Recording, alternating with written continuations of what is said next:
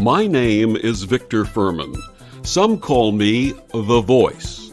I've always been fascinated with human nature, spirituality, science, and the crossroads at which they meet. Join me now and we will explore these topics and so much more with fascinating guests, authors, and experts who will guide us to Destination Unlimited.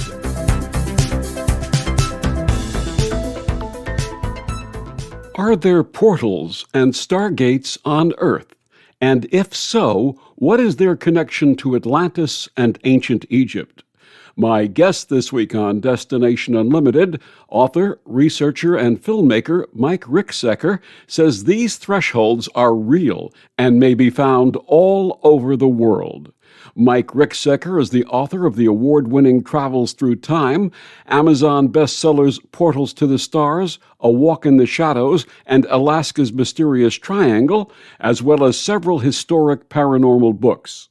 He's appeared on multiple television shows and programs, including History Channel's Ancient Aliens, The Unexplained and the Unbelievable, Travel Channel's The Alaska Triangle, Animal Planet's The Haunted, multiple series on Gaia TV, and more. Mike is the producer and director of the docu-series The Shadow Dimension, available on several streaming platforms, and produces additional full-length content on ancient wisdom, lost civilizations, UFOs, and the supernatural on his extensive YouTube channel. He hosts the Connecting the Universe interactive class on his online learning platform, The Connected Universe Portal. And for more than 9 years, he's hosted the Edge of the Rabbit Hole live stream show. His website is MikeRicksecker.com, and he joins me this week to share his path and latest book, Portals to the Stars, Inside Stargates, Atlantis, and Secrets of Ancient Egypt. Please join me in welcoming back to Destination Unlimited, Mike Ricksecker. Welcome back, Mike. Yeah, thanks so much for having me back, Victor. Always a pleasure talking with you. And thank you so much for joining us again and sharing your amazing research and experience. For listeners meeting you for the first time, and I don't think there are many of those, please share your early life and the events that stimulated your curiosity into anomalous phenomenon. Yeah, absolutely. Early life. Sure. I was born July 21st, 1974 in Cleveland, Ohio. No, I won't go that far back. But yeah, I was an experiencer though at an early age, which is really what set me on the path for everything. So it was an experience with what we would call a shadow person in a house I would never claim was haunted. Over the years, I discovered that it was actually more of an interdimensional being than something of a more paranormal or ghostly sort of nature. But I had experiences with these things several times throughout my life, different variations, different forms. And along the way, I became very, very fascinated with Egypt and ancient wisdom, esoteric knowledge, that sort of thing. And it's just been, a fascination throughout my life to get to the what are the core mysteries of the universe and how do all of these different things connect? So I've been writing all of my life, and while my first published work was a fiction novel, 13 of my works are of nonfiction nature. So it's been a absolute adventure. Did you ever determine what that shadow figure was? Yeah, I had a hypnotic regression a few years ago to kind of get down to what exactly it was. And what was really interesting about this hypnosis session was we were actually able to channel the being itself. And what we were able to figure out in communicating with this thing was that it was actually it called it another space. The hypnotherapist had asked, well, would you call it another dimension? And the response was, well, you might call it another dimension, but really it's another space. And the reason why it was in my room that particular night was their race of beings was here basically doing a research mission, and it had been assigned to study sleeping child at night, or at least, to go to the house and look in on this child, which was me. But it did not know that I could actually see it in more of a shadowy form than its true nature. And um, so yeah, it figured that out. And once it did, and of course I woke up and I was, scared and terrified. What I thought was at that time, at that age, because I was like 8 years old, what I thought was kind of more of a, I don't know, a threatening move, which was it took me by the wrist and crossed my arms across my body. That was actually the being's way of kind of putting me into a self hug to calm me down before it got out of there. Kind of a synchronicity that they selected you. Yeah, yeah, and that's really what set me on this path. That was the really big major event. Absolutely. Your bio says you hold a degree in simulation programming. What is simulation programming, and how does this tie in with the subjects that you research and write about?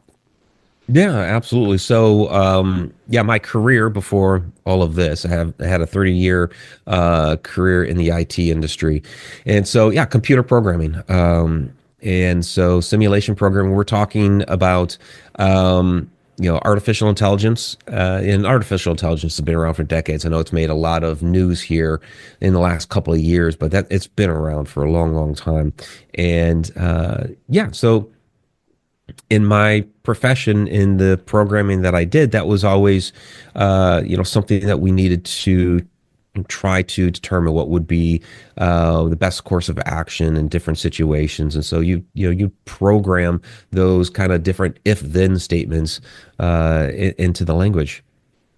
And did that have any effect on the path that you took in terms of research of anomalous? Well, in some aspects, yes, because in a few of my books, A Walk in the Shadows, Travels Through Time, I actually do go down the path and asking the question, are we living in a simulated universe? Is this a simulation in which we're living in?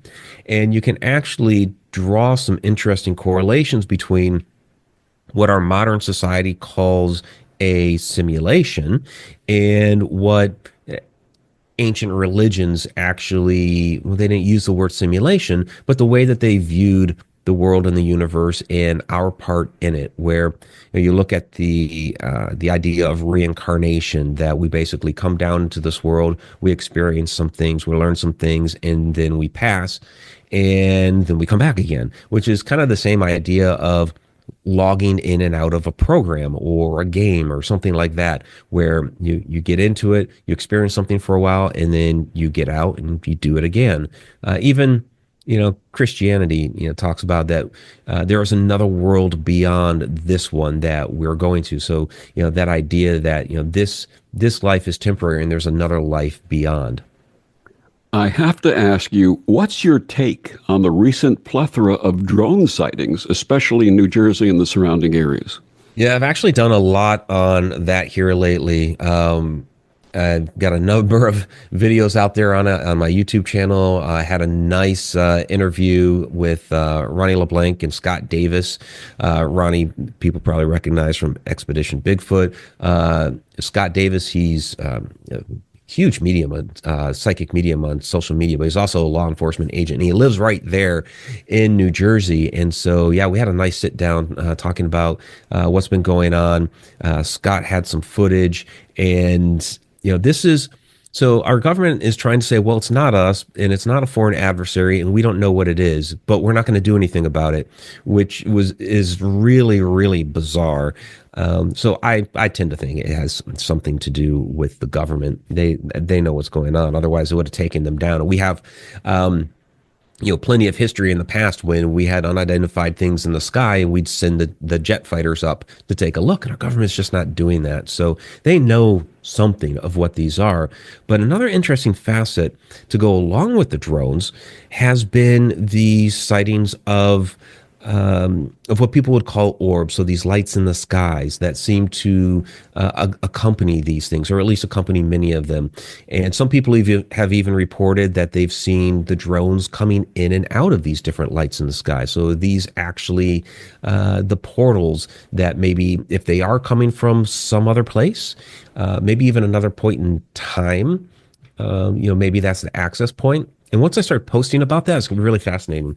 A friend of mine in Scotland, Kate Swin, she had sent me this interesting footage of it's a huge luminous ball of light near Edinburgh, Scotland, and all of a sudden I had all these other people. Once I posted that, all these other people from Scotland posting like the same thing from different angles or on different days. And so we're starting to see this happen all over the world between the drones, what we might call plasmoids or these different balls of light. And now in New Jersey, there are these phantom explosions that are occurring along with these flashes of light that you have the police saying, well, transformer blew, and the electric company saying, well, we didn't have a transformer blow. Everything was fine. All the power stayed up. So what in the world's going on here? Absolutely. That's going to be interesting when we actually find out the truth behind all of this stuff. As you had mentioned, you're a prolific author. We'll be discussing your latest book, Portals to the Stars. I believe that's your 14th. Is that correct? It is, yes. Wonderful. But let's catch listeners up on your earlier books. The last time you were on with me, we were discussing your book, Travels Through Time Inside the Fourth Dimension, Time Travel, and Stacked Time Theory. What inspired that book, and what did you share with readers? Yeah, the idea of time travel has always fascinated me. I mean, yeah, we see that a lot in our science fiction, our pop culture. I grew up during the '80s, so people might point Back to the Future, but really, it was the film Somewhere in Time, 1980 film with Christopher Reeve and Jane Seymour, and that idea that he was able to essentially will his consciousness back in time. Fantastic story by Richard Matheson, who both wrote the screenplay and the novel that preceded it. And he actually based his work for that novel on a lot of scientific concepts about what time is and what the fourth dimension is, and also what real time travel might look like. And that just made a lot more sense to me. Yes, jumping into a DeLorean, zipping off at 88 miles per hour would be a lot of fun.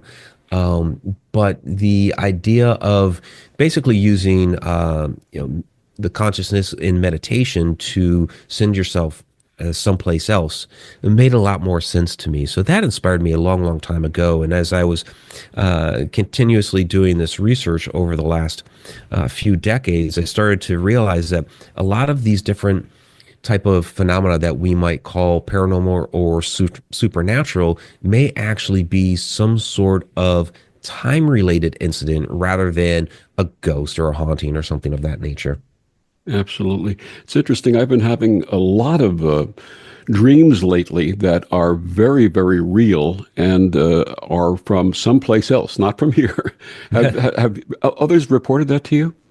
Yeah, absolutely. I have a chapter in Travels Through Time on dreams and premonitions, and it is really a type of time travel. Now, you could be traveling within your own life and see another point in time, and then you wake up, oh yeah, that was an interesting dream, and then all of a sudden, a day, a week, a month later, or whatever it is, that whole scene plays out, and you're like, wow, I just had a dream about that, and, deja vu, that sort of thing.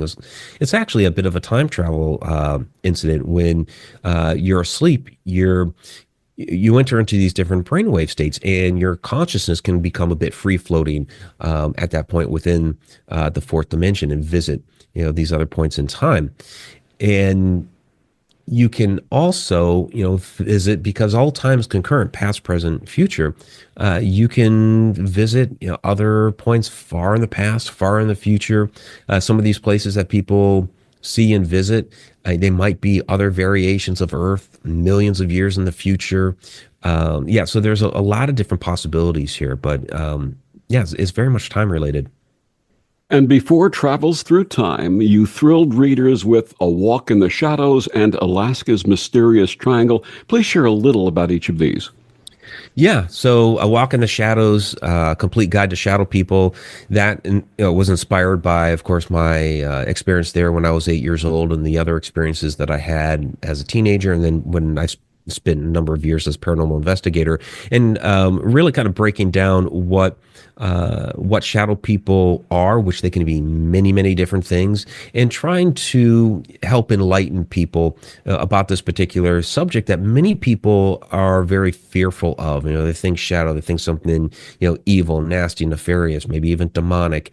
And when you really get into the research, you come to find out that, yeah, there may be a few of those types around, but actually they can be many different things. And actually, not only could they be, well, more benign in nature, but actually some are actually quite benevolent and will do things to help people. Alaska's Mysterious Triangle. This was inspired because, well, primarily because I was tapped for the television show a few years back, but actually spent 3 years up there when I was a member of the U.S. Air Force, 1992 and 1995. And there's a ton of strange phenomena. You have, all these people that go missing. You have the paranormal activity up there. You have the cryptid sightings, all kinds of UFO sightings, unexplained phenomena.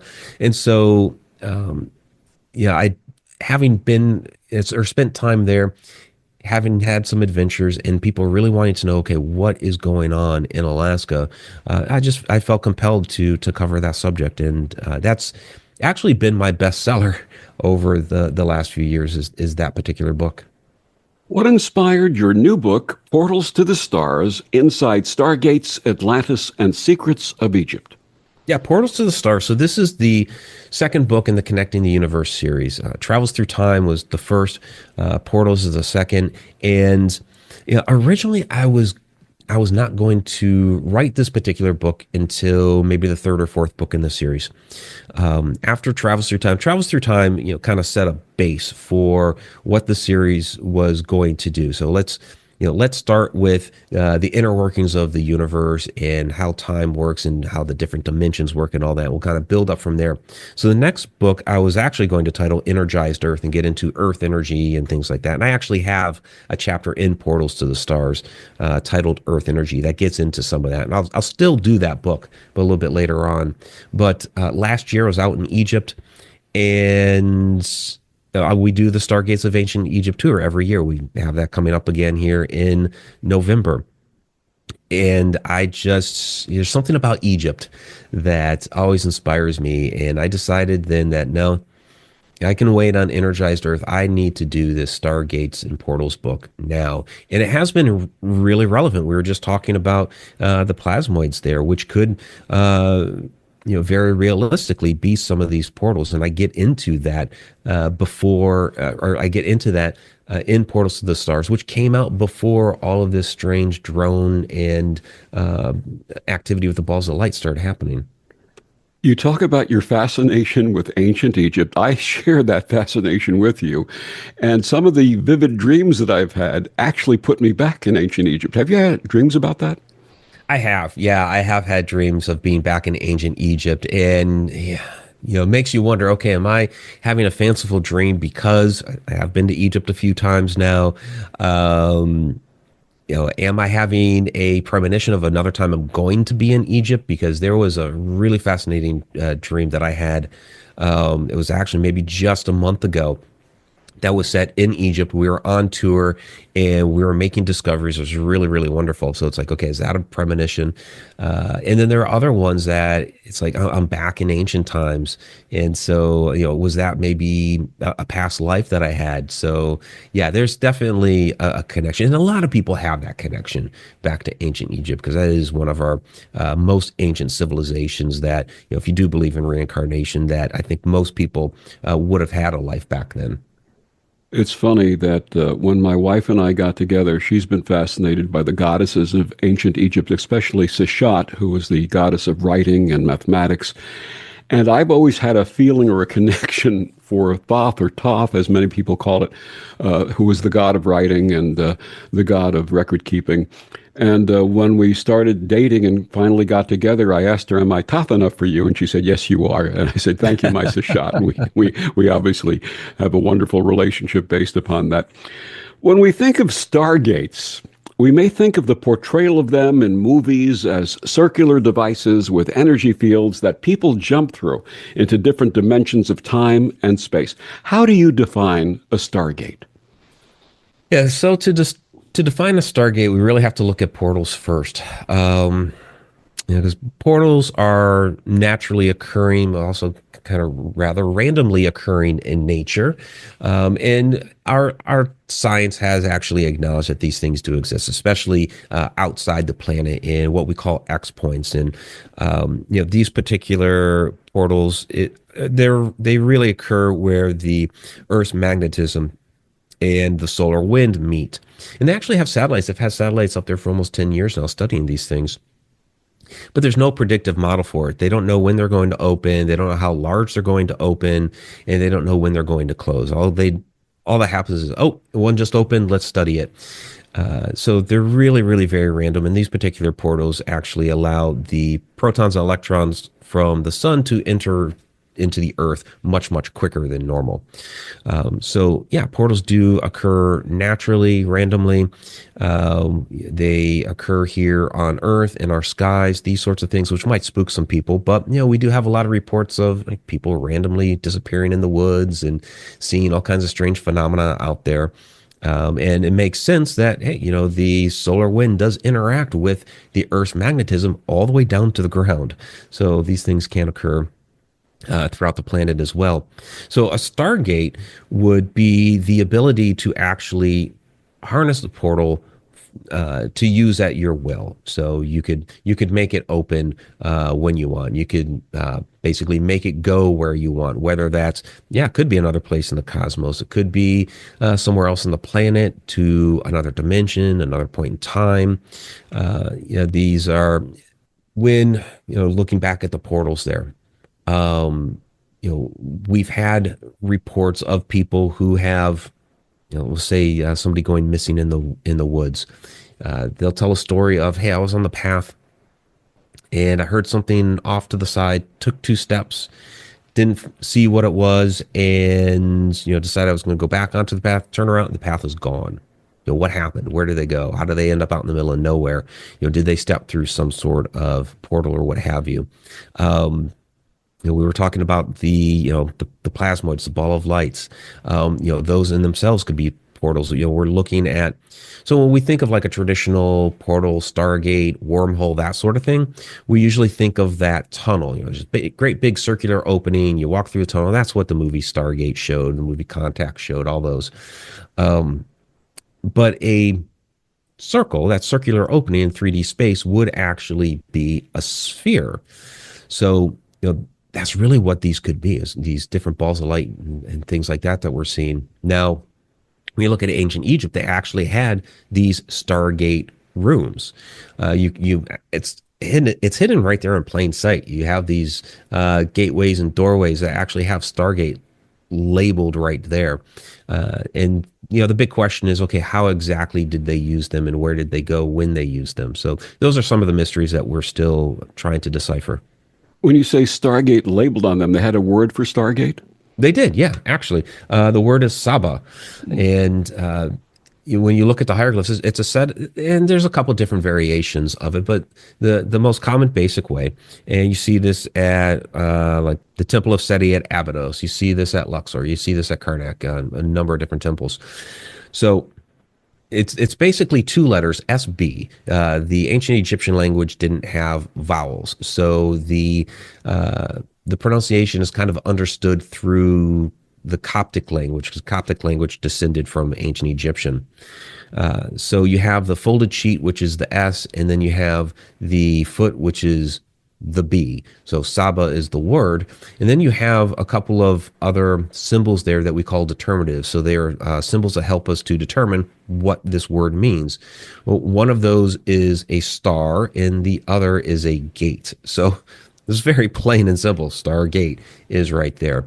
And you usually find this in conjunction with the cartouche of a particular king. There's to date that we have found five kings that have this, like Seti the First, Ramses the Second, Hatshepsut, Thutmose the Third.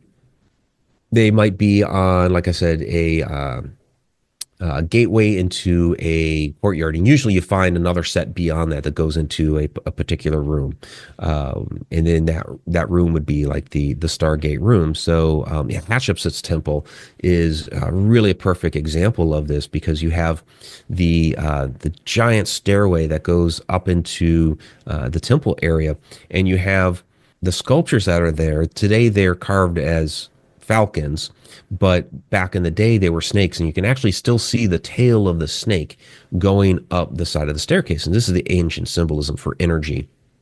You have the ruins of a small pyramid off to the side, and pyramids were used to harness earth energy in the ancient world. So you have the symbolism for energy going up the staircase. You actually have a device there that's harnessing energy, and then you have the Stargate symbolism on the gateway going into the inner courtyard. You have the Stargate symbolism on the doorway going into the Bark Hall, which basically means the ascension of the gods.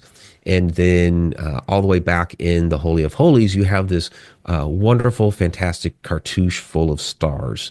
So you have this symbolism all the way back into the Holy of Holies. And that Holy of Holies is where the actual Stargate room was. That's fascinating.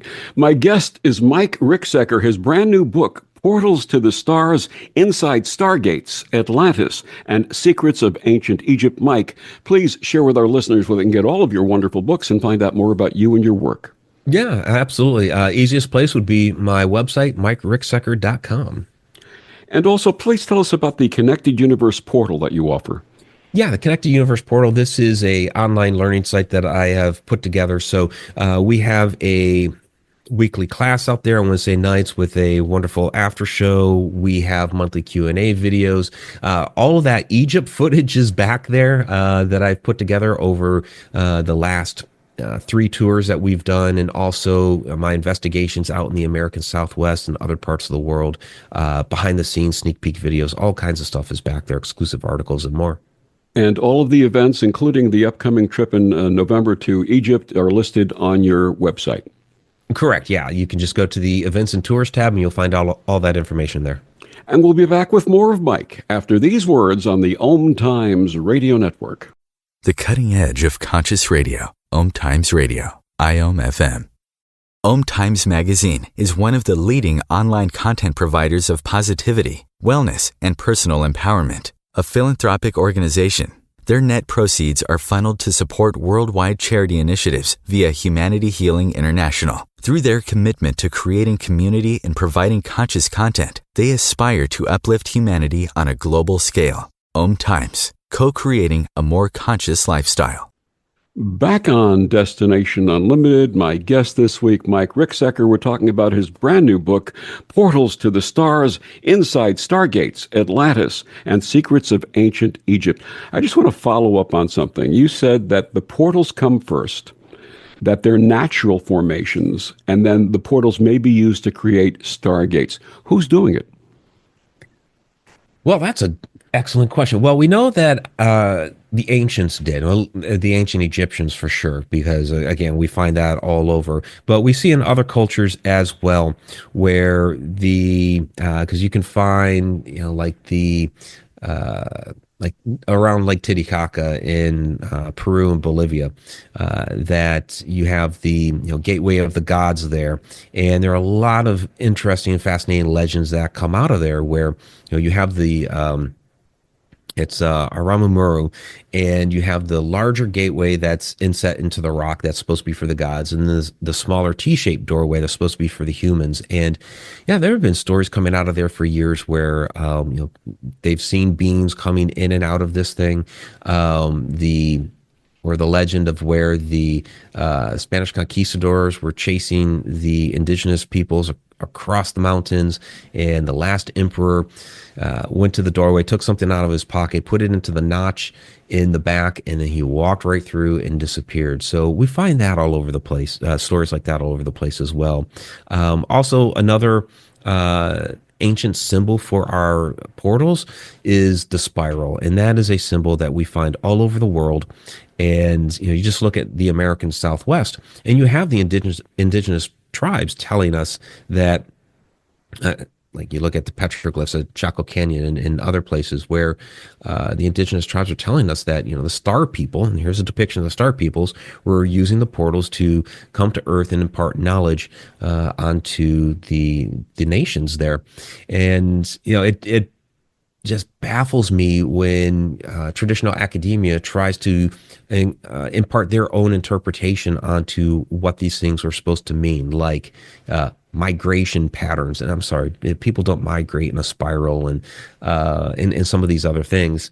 And you have the indigenous tribes themselves that are saying, well, our ancestors said these were portals. So why would you not believe the people that actually, are telling you what they are, that actually created these? But yeah, that's a symbol that we find universally all over. We do find it in ancient Egypt, Sardinia, Ireland, the American Southwest, Sri Lanka, just everywhere. But that was the ancient symbol for portal. In Portals to the Stars, you share a story of synchronicity between your research on portals and the Sasquatch. Please share that connection.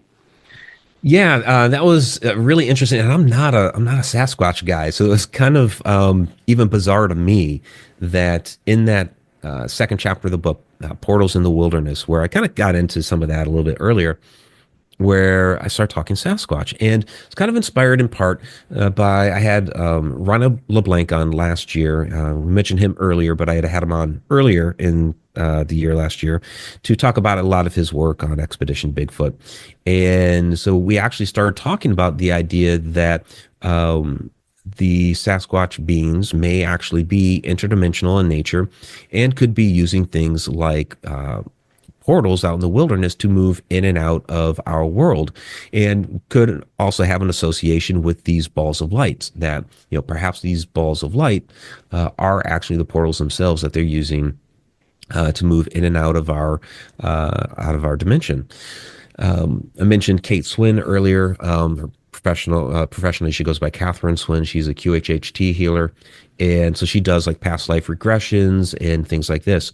And so she shared with me a session that she had and got the client's permission. And in this session, the client actually had a past life as a Sasquatch. And as you're reading through the session, she's trying to determine, okay, what exactly she is. She's in this tunnel. And, it's that basically description of taking a wormhole or some sort of portal or something from what her world would have been into ours. And it's a really, really fascinating account. So, I don't go out into the woods and go squatching, as they call it, but but I am a lot more open to these ideas now that, we may actually be dealing with something interdimensional in nature here. And there's more we need to research and understand about what some of these different beings are. Is there a connection between portals and ancient stone circles like Stonehenge and the Calanaeus standing stones on the Isle of Lewis? Yeah, when we look at the standing stones and the stone circles, and I get into this a bit in Energized Earth, I even have a whole chapter on stone circles there.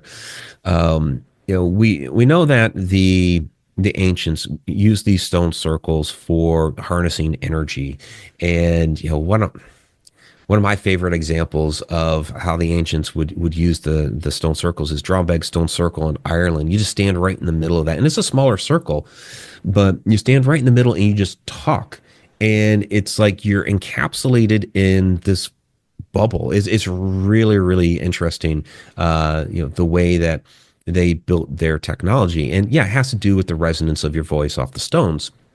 which really only occurs when you're right dead center of this circle. But you got to think that these stones, I mean, they're thousands of years old, so they're weathered down. Some of the stones are missing.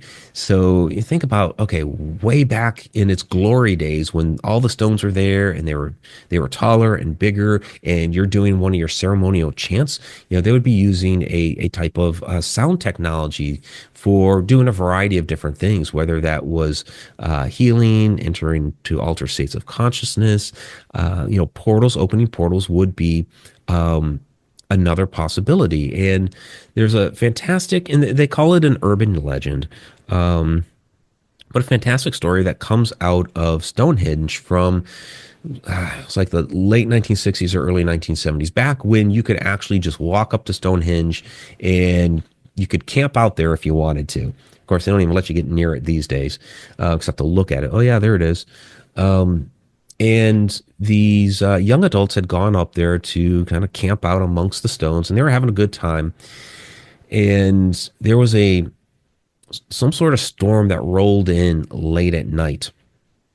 And there was a police officer that was passing by at the time and a local farmer in the area. And what they had noticed was that there was a lightning strike, a big flash of blue light, some screams that came out from Stonehenge from the young adults, and then poof, they were gone. They went running up to the stones, and the kids had disappeared.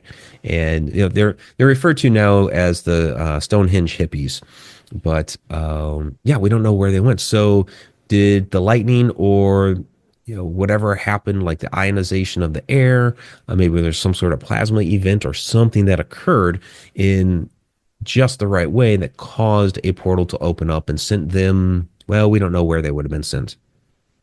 I'm wondering if the circles, in addition to being astronomical locating areas that you could locate the sun and the moon during the solstices and equinoxes and so on, but were meant to be some type of a place of communication where if you talked about the feeling of your voice in the center of that other circle in Ireland. Yeah. If you spoke in a certain way or set off a certain vibration, that you'd actually connect to the other side. Yeah, that's an idea that I propose in the book when I get into the uses of stargates, is that, yes, they could be used for a form of communication. You don't have to go somewhere. When we think of Stargate, we always think of, we're going to another planet somewhere on the other side of the universe, and it doesn't have to be that. It is a method to, yes, do something like that, but you're sending energy is what's going on. You're opening a gateway to do a number of different things, and just to send a simple message would certainly be one thing that you could use a Stargate or a portal for. How do natural energy centers such as ley lines play a part in this? Yeah, when we talk ley lines, so I always like to say ley lines are the layman's term for telluric current, because that's really what we're talking about. We're talking about the telluric currents, the energy in the ground. The ley lines are really the geographic alignment of all of these different ancient sites that built upon those telluric currents because they knew to harness the energy there at those locations. And over the years, boom, boom, boom, boom, all these sites lined up, and that's the ley. It's the energy underneath that that we're concerned with here. And really what this is, it goes all the way back to the Earth's magnetism, and that energy rises up, creates these what we call the Earth's energy grid. But then we have those like hotspot areas as well, and that's where, as that magnetism rises up through the Earth's mantle and the crust, it interacts with different metals and minerals along the way, and depending on what that metal is or mineral, what it is, and the quantity of it, it creates these more localized electromagnetic fields. And so that's where a lot of these things are actually built upon. Yeah, you have that nice line of current that's going through the earth, but then depending on what's in the ground there, you have some really strong areas as well. So that's where a lot of these structures are built upon, so that they can actually harness that energy. What sensations are experienced when someone is close to one of these? A lot of people report a variety of different things. Some people they might get a little lightheaded. Some people feel like I do. I feel like a tingling sensation. People will feel almost like they're in a dream type of world. There's a lot of different things that people experience. It's almost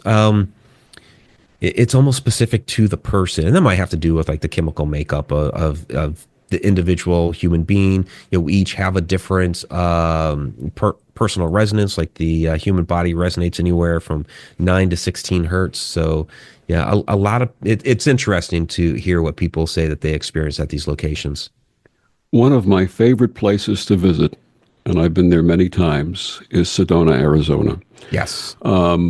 Being empathic and psychic, I connect to a lot of different energies when I'm in that area, and I just love it. To me, it's a place that I'd like to retire, frankly, when I have the opportunity to do that if I can.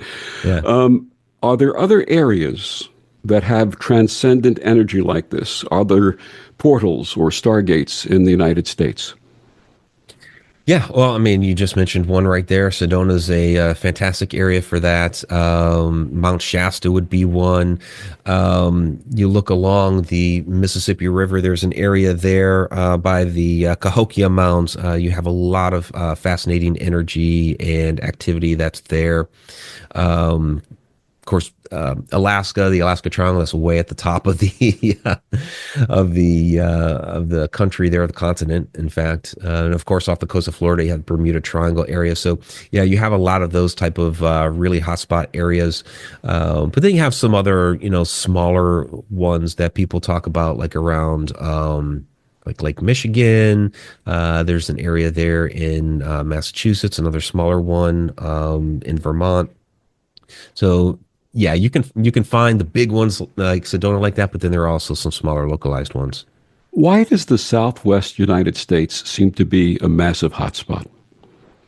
Yeah, I think this is where I think it really has to do with what's in the earth there. Like we were talking about before with the magnetism interacting with different metals and minerals. So I think it's going to have to be whatever it is in the ground there. Like all the work that they're doing there at Skinwalker Ranch, and they're trying to figure out what's going on. Some people speculate like there's a UFO that's buried in the mesa and things like this. But honestly, I think it's some sort of deposit that's there in the ground. It might be an ancient meteorite that's in the ground there that's causing a lot of that because as it hits whatever metals might be in that, it would create some really fascinating electromagnetic fields. So yeah, I think it's going to have to do with what's in the ground there, and there's probably a massive deposit of something there under that whole southwest area. I'm curious as to whether the areas that were used for testing nuclear weapons in the 1940s have any type of residual energy that may be responsible for some of this activity. Yeah, they would have an effect. That radioactive decay takes a long, long time. So, that is certainly going to have a continued effect on the environment and the area for hundreds, thousands, even millions of years. That's going to take a long time to go away. So, all of those things like that have an effect on the land, the environment. And so, you do a little research into that area around, like the Trinity site, Alamogordo. There are, to this day, a lot of UFO sightings and things like that around that area. And I recently saw a report that said that there's actually been a connection between exposure to certain amounts of radiation and positive changes within the genes of the person who is exposed to it. Are you familiar with that? Not a lot, but radioactivity, a human being's interaction with radioactivity is certainly going to, cause some sort of changes to them. So that's not entirely surprising to hear that. And I'm just wondering if the natural energy areas, not the nuclear exposed areas, but the natural energy areas would have some type of beneficial effect to people who are in contact with them. Well, sure. You're talking about, interacting with whatever minerals might be in that area. They're resonating at a certain frequency, and so yeah, you could walk into a an area that is of a higher frequency to help raise your own and instill upon you, some sort of to use the term, more positive vibes. I mean, that is something that is even, scientifically we know is possible. When we look at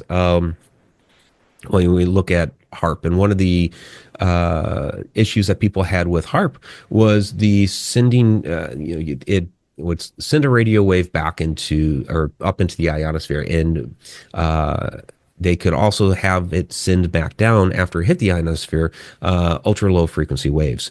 Now, the idea that HARP could be used to for like mind control and that sort of thing, not specific. It's not that you could like send out a signal from HARP and say, I want you to I don't know, drive down the street, go to the grocery store, do this, that, or the other thing, or even something nefarious.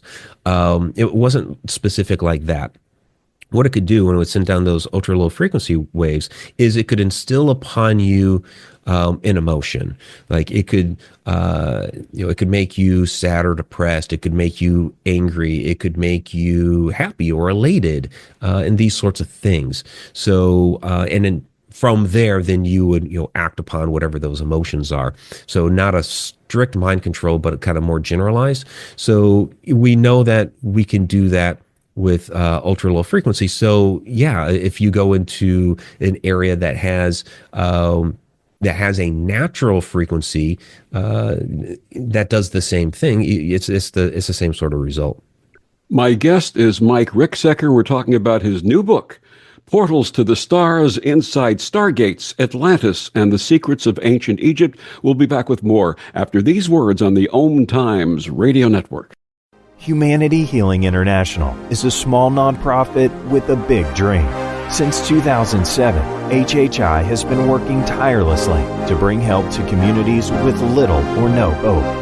Our projects are not broad mandates, nor are they overnight solutions, but they bring the reassurance that no one is alone and that someone cares. To learn more, please visit humanityhealing.org. Humanity Healing is where your heart is. Back on Destination Unlimited, my guest this week, Mike Ricksecker. We're talking about his new book, Portals to the Stars, Inside Stargates, Atlantis, and Secrets of Ancient Egypt. Mike, you're a frequent explorer of Egypt, and I would think that many of the amazing structures there are stargates, as you had discussed. Is there any that stand out to you? Yeah, there's several actually. Abydos has a number of those Stargate chambers within it. I mentioned Hatshepsut's temple earlier. That to me is like the perfect setup for a Stargate. That whole description I gave earlier. Abydos has the three Stargate rooms in the back, but it also has off on the side another area where there's two of the Stargate chambers, but on the walls, it actually describes the ingestion of these white cakes before going into the chambers. So, a lot of people believe this is the ingestion of monatomic white gold, which would change your chemical makeup before going into the Stargate. And in a lot of ways, that makes sense, because when you start getting into the idea of monatomic white gold and what David Hudson discovered in the 1980s, this is a substance that has very unusual properties that defy what we know about space-time. So if you ingest something like this and then head into the Stargate, well, this might have been the key component for being able to open that gate to go to some of these places, or again, it could even be an altered state of consciousness. And we see that transformation in all of our temples anyway. Each temple, whether it's the entire doorway or the threshold, you always find that Aswan rose granite there. And granite containing, up to that particular granite, 55 to 60% quartz. It was used to basically clear your energy as you enter into the temple, so you didn't take any impurities in with you. And so you go in with a pure energy, and then you ingest the cake and you go into the Stargate to be able to, well, whatever it is you're going to do. What is the Egyptian Atlantean Stargate connection? Yeah, so there's a lot to go into there between the connection between Egypt and Atlantis. I mean, Egypt is essentially where we get the Atlantis story from. So the work that is passed down from Plato came from Solon.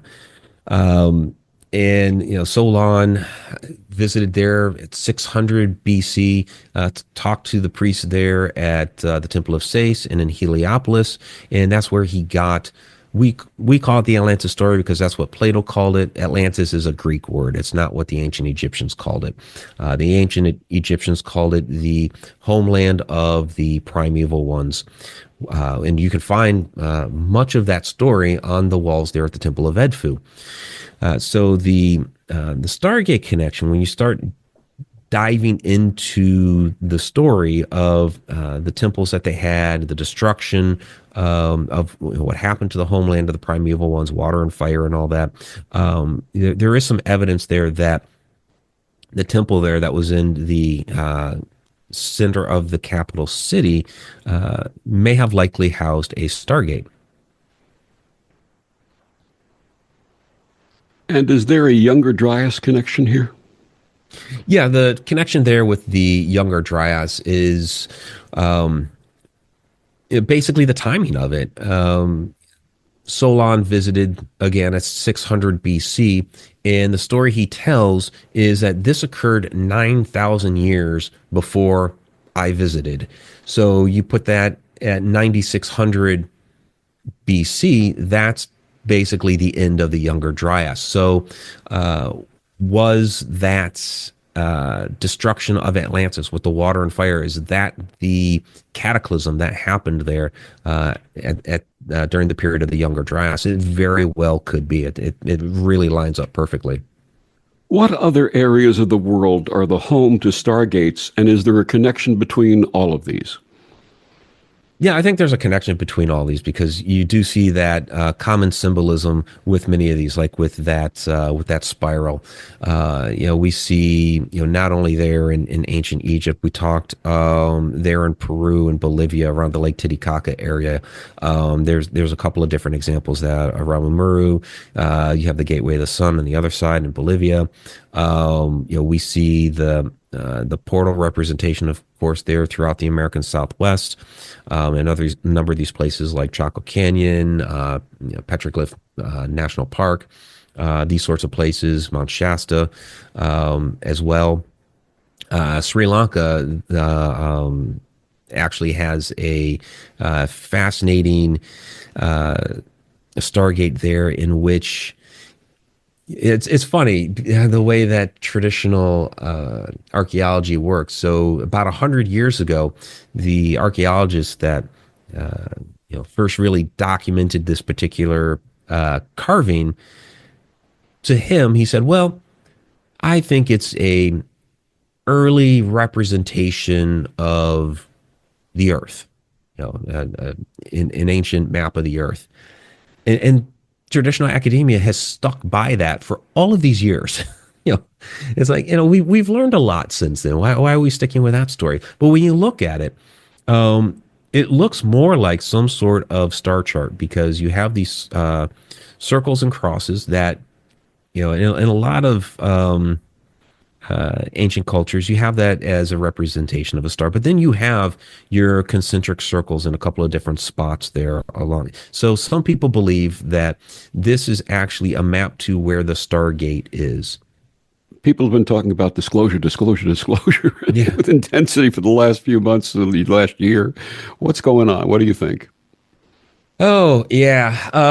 Well, here's the thing is that the government can no longer deny the things that we are seeing in the skies. And so, I guess they feel they have to give us something, because we're running around with these cell phones in our pockets that can take magnificent photos and videos and things like this. So it's no longer like the blurry photos from the past, or the dark photo that has a couple dots, and you're saying, well, this is the photo I took in my backyard of something that was up in the sky, and it's got maybe a little orange ball of light and a green one over there, and okay. No, I mean, there are fantastic photos and videos that we're coming out with these days that people are capturing, and so the government can no longer deny. Okay, fine, we're not going to deny. We're going to quote unquote look into it, and really, to me, it's just their way of trying to control the narrative. Yeah, okay, we'll have these different congressional hearings, and most of those congressmen have no idea what's going on either. These are other government organizations that are keeping the lid on it, and many of them really want to know what's going on as well. It just baffles my mind the way that some of these different government organizations try to paint us as fools, as if we, are, I don't know, too stupid to really understand what it is that's going on when we look up at these things.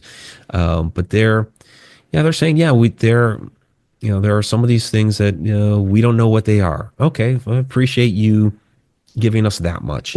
But they're controlling the narrative. It's helpful in the sense that for those of us that have been working in these fields for decades and have been trying to help enlighten the people about what's going on, we're being taken a little bit more seriously these days because of the fact that the government is saying, okay, yeah, we actually don't know what some of these things are. So that's been helpful for us. It helps to open up the minds of others that otherwise would have been closed off, or maybe at least sitting on the fence. My guest, Mike Ricksecker, his new book, Portals to the Stars, Inside Stargates, Atlantis and Secrets of Egypt. Mike, please share again with our listeners where they can get all of your books and find out more about you and your amazing work. Yeah, absolutely. You go to my website, mikericksecker.com. You can find the links to all of my books there. ConnectedUniversePortal.com. That's the online learning site. And then the events and tours, if you go to the events and tours page on my website, that's where you can find the information for the Stargates of Ancient Egypt tour that's coming up here in November. I have a special Portals to the Stars exclusive event, Rahway, New Jersey. That's on April 5th. And we'll be getting into what we were talking about there a bit with the drones and other things we see in the skies, as well as the portals and stargates and ancient symbolism and so much more. My next event coming up is actually Conscious Life Expo in Los Angeles. That's February 7th through 9th. So I'll be have a couple of presentations I'm giving there, and I'm on the Ancient Secrets panel on Friday night. Mike, thank you so much for joining us and sharing all of this wonderful wisdom and all of your wonderful work. Thank you again, Victor. I really appreciate it. And thank you for joining us on Destination Unlimited. I'm Victor, the Voice Furman. Have a wonderful week.